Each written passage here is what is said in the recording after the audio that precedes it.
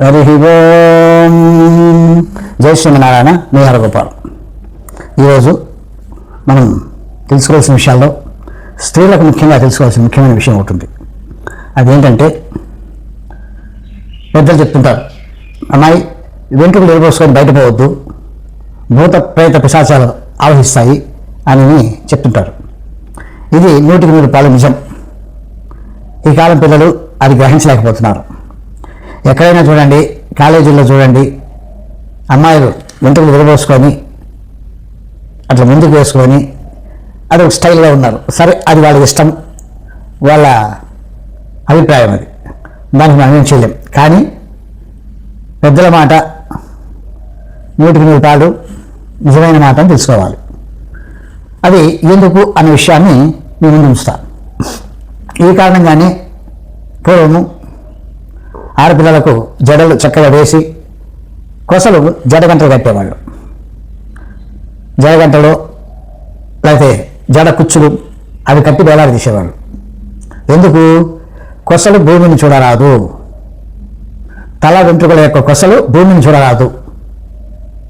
ఇది వాళ్ళ యొక్క పూర్వం వాళ్ళ యొక్క గూఢార్థం.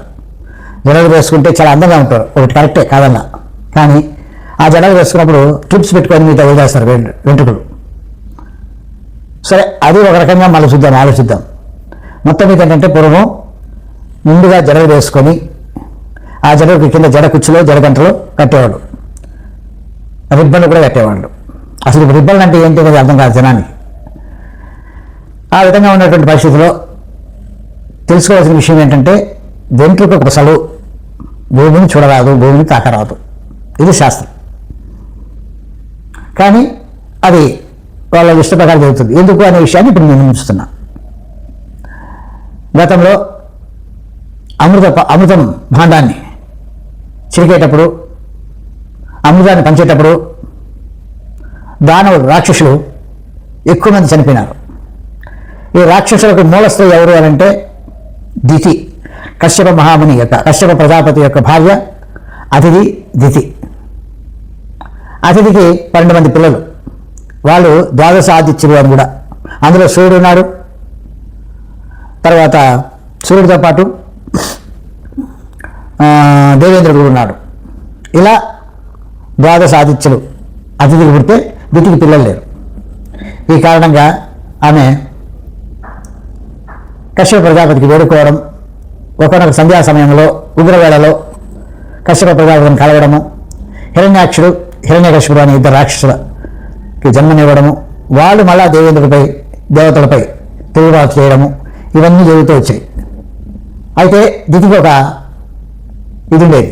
దేవేంద్రుడు అతిథి కుమారుడు కదా. అయితే ఆ దేవేంద్రుడు రాక్షస గానాన్ని అంతా చంపేశాడు కదా.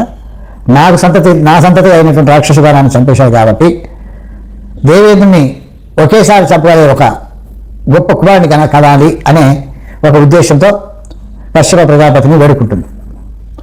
అప్పుడు కశ్యప ప్రజాపతి ఇది దుర్మార్గమైన ఆలోచన అయినా కానీ భార్య మాట కాదలేను కాబట్టి అని 100 సంవత్సరాల పయోవ్రతం అంటారు దాన్ని. 100 సంవత్సరాల వ్రతం ఒకటి. అంటే 100 సంవత్సరాలు గర్భం దాలిస్తే నీకు ఘనమైన పుత్రుడు కలుగుతాడు, ఆ పుత్రునితో నువ్వు అనుకునేది నెరవేర్చుకో అని కశ్యప ప్రజాపతి చెప్తాడు. అయితే ఈ 100 సంవత్సరాలు కూడా ఎలాంటి పొరపాటు జరగకూడదు. గర్భిణీ స్త్రీ ఏ విధంగా నియమ నిబంధనలు పాటిస్తుందో అలాంటి నియమ నిబంధనలు కూడా నువ్వు పాటించాలి. అది ఒక షరతు పెడుతుంది. 9 మాసాలే గర్భిణీ స్త్రీ నియమ నిబంధనలు పాటించగా రకరకాలుగా ఇబ్బందులు పడుతూ బాధపడుతూ ఉంటుంది నేటి కాలం. ఆ రోజుల్లో 100 సంవత్సరాలు గర్భం దాల్చి చేయాలంటే అవుతుందా? అయితే అలాంటి పుత్రుడు కలిగితే 9 ఏళ్లలో కలిగేటువంటి పుత్రుల కంటే 100 సంవత్సరాల గర్భంతో పుట్టేటువంటి పుత్రుడు చాలా గొప్పవాడవుతాడు, నువ్వు నీ కోరిక నెరవేరుతుంది అని కశ్యప ప్రజాపతి చెప్పగానే నేను అలాగే అంగీకరిస్తానని కశ్యప ప్రజాపతి యొక్క తేజస్సును తాను స్వీకరిస్తుంది. ఇలా జరిగినటువంటి సందర్భంలో ఇది దేవేంద్రుడు తెలుస్తుంది. ఓహో, నన్ను ఒకే వ్యక్తితో చంపుటకు ఇలా పయోవ్రతాన్ని ఆచరిస్తోంది నా పెంతల్లి. కాబట్టి అది ఏ విధంగా అయినా దాన్ని విచ్ఛిన్నం చేయాలని రాసుకో ఉంటాడు. ఎవరు? దేవేంద్రుడు. ఆ సందర్భంలో కొన్ని ఏళ్ళు, సుమారు 90 ఏళ్ళు గడిచిపోతుంది. ఇది కేవలం 10 ఏళ్ళు మాత్రమే ఉంటుంది. ఆ సందర్భంగా దితి ఒకరోజు ఆయాసంతో తలస్నానం చేసి ఆరు బయట కూర్చొని తల ఆరబోసుకుంటూ కుడికి తీసేస్తుంది. అసలు బయట తల ఆరబోసుకొని నిద్రపోయేవాళ్ళు ఉండకూడదని మన పూర్వీకులు చెప్పేవాళ్ళు. అదే తల ఎరబోసుకొని తిరగకూడదు, తల ఎరబోసుకొని పనుకోకూడదు అని అనేవాళ్ళు. ఎందుకు? ఇదే బాధలు. అయితే ఆ దితి 90 సంవత్సరాలు కాపాడినటువంటి గర్భాన్ని ఆ దగ్గర దరిదాపుల్లో ఒక మంచి ఘనమైన పుత్రికి జన్మ ఇచ్చే సమయంలో కుడికి తీస్తుంది. ఇదే అదునుగా చూసినటువంటి ఇంద్రుడు వజ్రాయుధంతో ఆ కుళ్ళలో నుంచి, ఆ ఎంట్రుకులలో నుంచి ఆమె గర్భంలోకి ప్రవేశించి 7 ముక్కలుగా చేస్తారు ఆ గర్భాశయాన్ని. 7 ముక్కలుగా చేసేది కాకుండా వాళ్ళు ఏడుస్తూ ఉంటే ఏడవద్దండి, ఎందుకంటే సోదరులే కదా వాళ్ళు కూడా, ఏడవద్దండి అంటాడు. అప్పుడు వాళ్ళు కూడా పెద్దాయని కాబట్టి ఈయన మాట విని ఏడవరు. ఆ తర్వాత చాలదు అన్నట్లు వీళ్ళు 7 మంది వస్తే కూడా మనం చంపుతారేమో అని చెప్పి ఒక్కొక్క ముక్కను మళ్ళీ 7 భాగాలు ఎదిరించి 49 మరుద్గణాలు అంటారు వాళ్ళని, 49 మందికి జన్మించేటట్టుగా చూశాడు. అప్పుడు ఆ యొక్క పవర్ అంతా తగ్గిపోయింది. ఒక శక్తి ఉన్నటువంటి ఒక పురుషునికి ఉన్న శక్తి 7గా డివైడ్ కావడము, 7 49గా డివైడ్ కావడం వల్ల శక్తి అంతా తగ్గిపోయింది. ఆ విధంగా మరుద్గణాలు మళ్ళా రాక్షసే జన్మించినారు. పవర్ఫుల్ రాక్షసుల బదులు మామూలు రాక్షసులు జన్మించారు. ఈ విధంగా రాక్షస గణానికి దితి మూల స్త్రీగా తయారైంది. మూల పురుషుని అనకూడదు, మూల స్త్రీగా తయారైంది. కాబట్టి స్త్రీలు ఎప్పుడు కానీ వెంట్రుకలు విరబోసుకోకూడదు, వెంట్రుకలు ముడివేసుకోవాలి. కొసలు అల్లుకుని దానికి గంటలు కట్టడమో, లేకపోతే రిబ్బన్ వేయడమో, లేకపోతే ముడి వేసుకోవడమో లాంటివి జరుగుతుంది. ఒకటి గమనించండి, కేరళ ప్రాంతంలో అక్కడ స్త్రీలు వెంట్రుకలన్నీ వదిలేసి కూడా కింద మాత్రం ముడి పెట్టుకుంటారు. ఎందుకు? ఆ కోసం భూమికి తగలేకుండా చేస్తారు. అక్కడ క్షుద్రదేవతలు బాగా తాండవిస్తుంటారు.